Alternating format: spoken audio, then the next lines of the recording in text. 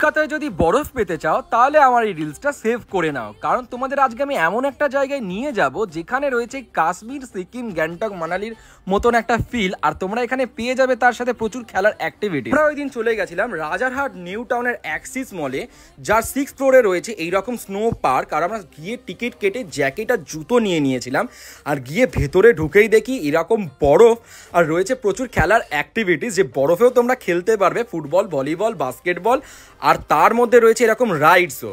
আর এখানে কিন্তু চা কফিও পাওয়া যাচ্ছে 20 টাকা করে, যেহেতু ঠান্ডা এতটাই ভেতরে, আবার তার মধ্যে স্নোফলসও হবে। মাথা থেকে পা অবধি পুরোটাই বরফে ঢেকে যাবে।